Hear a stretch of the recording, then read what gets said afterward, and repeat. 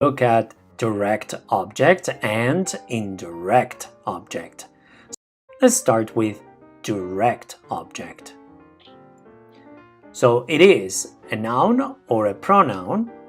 It follows an action verb and it receives the action of a verb in a sentence. A direct object can be found by asking who or what about an action verb. So let's look at some examples. The message reached the lawyer. The message is your subject. Reached is your action verb. The message reached who? The lawyer. That's your direct object. A direct object can be found by asking who or what about an action verb. Another example. His landlord is raising the rent. His landlord is the subject. The action verb is raising. His landlord is raising what? The rent. So that's your direct object. Again, a direct object can be found by asking who or what about an action verb. Next example. Marty and Carol served pie and ice cream for dessert. So we have Marty and Carol as the subject. That means is a compound subject because there are two people. Then we have a verb, served. So we can ask, Marty and Carol served what? Pie and ice cream. Direct object. So, a direct object is never an adverb or the object of a preposition, just like these examples. Joanne walked what?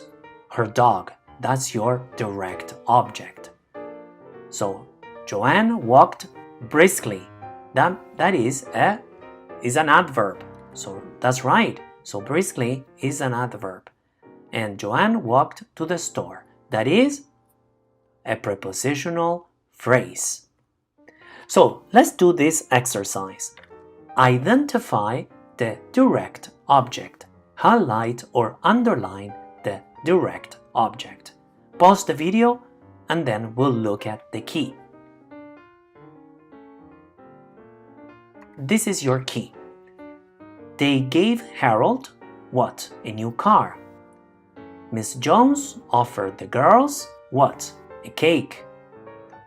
My grandma always wishes me good luck. Luck is your direct object. I bought what? It for my sister. I'll get what? Them for you as soon as I can. He brought what? A bottle of wine to the party. Sean liked what?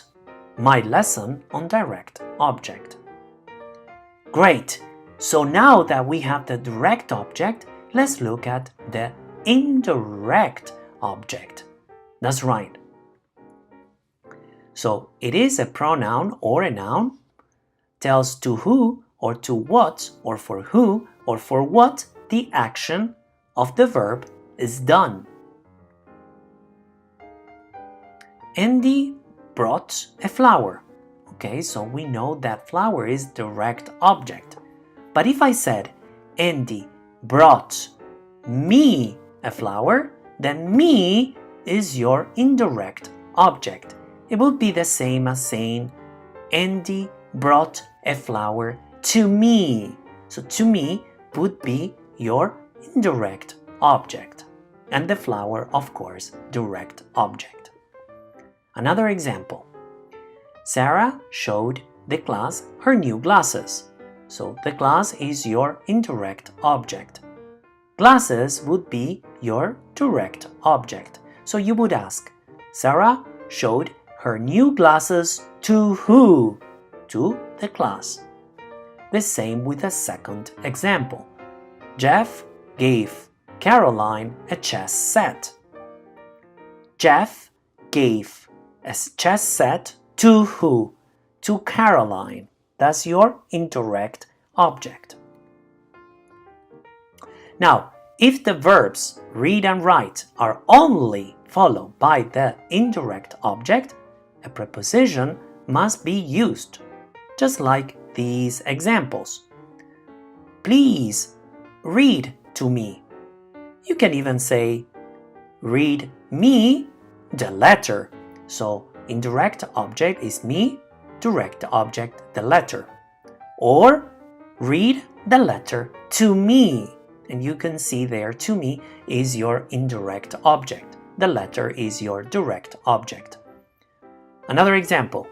She must write to her parents next weekend.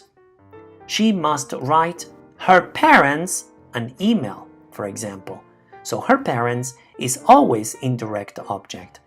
Direct object is email. Or you can even say she must write an email to her parents. To right there is to her parents is your indirect object. Please note, and here we have an important note. If there is an indirect object, there must be a direct object. However, and this is important here, you can have a direct object without an indirect object, just like the examples we already saw.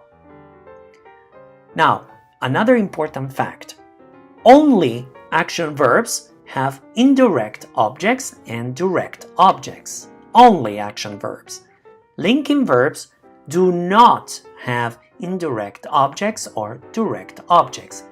Linking verbs are those like be, look, taste, smell, stand, turn, etc. One example of a linking verb would be Zachary is a silly boy. Here, the verb to be is a linking verb, is always a linking verb. Sometimes cannot be a linking verb, but that's another story. But in this case, is a linking verb. An action verb, with an action verb, the same sentence, we can say Zachary saw a silly boy. So the direct object here is boy. He saw what or who? A silly boy, right? Direct object. So another important fact about English grammar is that we have transitive and intransitive verbs. A transitive verb is an action verb with a direct object. Just like we saw, for example, saw, to see, right? Is an action verb and is a transitive verb, also called, because they take objects. An intransitive verb, instead, is an action verb with no direct object or a linking verb. Linking verbs are always intransitive verbs. That's the difference between transitive verb and intransitive verb. We'll have a lesson on this point of grammar. So let's do some exercise now. Identify the indirect object in the following sentences. So highlight or underline, pause the video, and then I'll show you the key. Okay, so this is your key. They gave Harold, indirect object, a new car. Miss Jones offered the girls, so the girls would be your indirect object. My grandma always wishes me, indirect object. I bought it for my sister. For my sister is your indirect object. I'll get them for you. That will be your indirect object.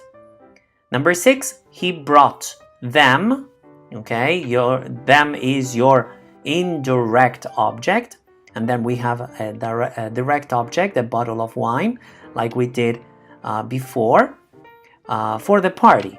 Now, number 7, Sean liked my lesson on direct object. So, liked what? My lesson. So that's your direct object. So here we don't have an indirect object. Do you know why?